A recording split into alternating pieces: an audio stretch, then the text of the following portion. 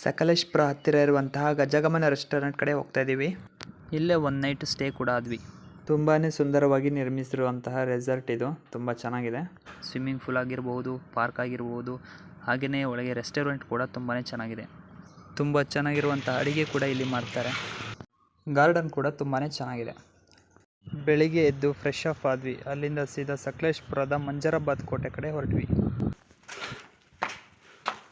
ಇಲ್ಲಿಗೆ ಟೂರಿಸ್ಟ್ನವ್ರು ಯಾರೇ ಬರೋದಾದರೂ ಕೂಡ ಬೆಳಗ್ಗೆ 8 ಗಂಟೆಯಿಂದ ಸಂಜೆ 5 ಗಂಟೆವರೆಗೂ ಮಾತ್ರ ಅಲೋ ಇರುತ್ತೆ ಇಲ್ಲಿ. ನಮ್ಮ ಬ್ರದರು ಸುಸ್ತಾಗಿ ಕೂತ್ಬಿಟ್ಟಿದ್ದಾರೆ ಇಲ್ಲಿ. ಕಲ್ಲಿಂದ ಚಿಕ್ಕ ಚಿಕ್ಕ ಗುಹೆಗಳನ್ನ ಕಟ್ಟಿದ್ದಾರೆ. ಮೋಸ್ಟ್ಲಿ ಸೈನಿಕರು ರಕ್ಷಣೆಗೋಸ್ಕರ ಮಾಡಿರುವಂತಹ ಗುಹೆ ಥರ ಇದೆ. ಕೋಟೆಯ ಮೇಲ್ಭಾಗದಲ್ಲಿ ನೋಡ್ಬೋದು ತುಂಬಾ ಹುಲ್ಲು ಹಾಗೂ ಗಿಡಗಳೆಲ್ಲ ಬೆಳ್ಕೊಂಡ್ಬಿಟ್ಟಿದೆ. ಕೋಟೆ ಒಳಗೆ ಹೋಗಬೇಕಾದ್ರೆ ನೀವು ನೋಡ್ಬೋದು ತುಂಬ ತಿರುವುಗಳಿದೆ. ಮೋಸ್ಟ್ಲಿ ಭದ್ರತೆಯ ದೃಷ್ಟಿಯಿಂದಾಗಿ ಈ ಥರ ಕಟ್ಟಿರಬಹುದು ಅಂತ ಅಂದ್ಕೊಳ್ತೀನಿ.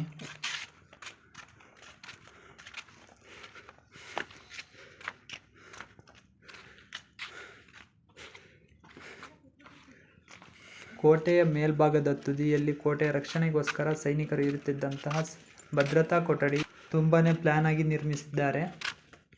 ನಾವೀಗ ಕೋಟೆಯ ಮೇಲ್ಭಾಗಕ್ಕೆ ಬಂದಿದ್ದೀವಿ. ಇಷ್ಟು ಟೈಮು ನಾವು ಫಿಲಮಲ್ಲಿ ಈ ಕೋಟೆನ ನೋಡ್ತಾ ಇದ್ದೆ. ಇವಾಗ ಈ ಕೋಟೆಗೆ ಬಂದಿದ್ದೀವಿ. ತುಂಬಾ ಖುಷಿ ಕೂಡ ಆಗ್ತಾ ಇದೆ.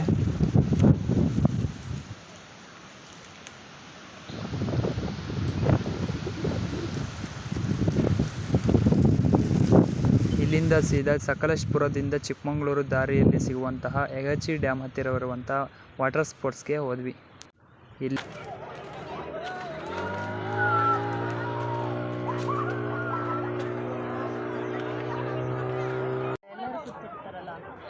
ಎಲ್ಲರೂ ಬೋಟ್ ರೈಡ್ ಮಾಡಲಿಕ್ಕೆ ಹೋಗ್ತಾ ಇದ್ದಾರೆ. ನಾವು ಕೂಡ ಹೋಗಬೇಕು ಸ್ವಲ್ಪ ಹೊತ್ತು ಬಿಟ್ಟು.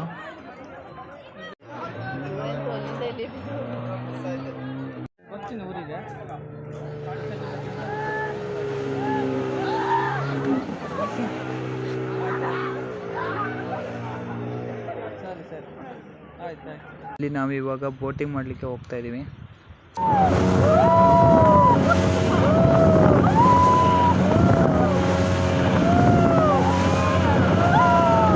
ಇಲ್ಲಿಗೆ ಯಾರು ಬಂದರೂ ಕೂಡ ತುಂಬಾ ಖುಷಿಯಿಂದ ಗೇಮ್ಗಳನ್ನ ಆಡ್ಬೋದು, ತುಂಬ ಎಂಜಾಯ್ ಮಾಡ್ಕೊಂಡು ಹೋಗ್ಬೋದು.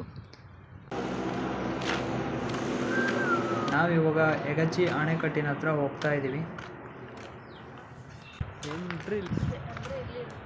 ಇಲ್ಲಿ ಅಣೆಕಟ್ಟು ನಿರ್ಮಾಣ ಮಾಡಿದ್ದಾರೆ. ಈ ಅಣೆಕಟ್ಟಿನ ಹಿನ್ನೀರಿನಲ್ಲಿ ನಾವು ಅವಾಗ ಗೇಮ್ ಆಡ್ಕೊಂಡು ಬಂದಿದ್ವಿ.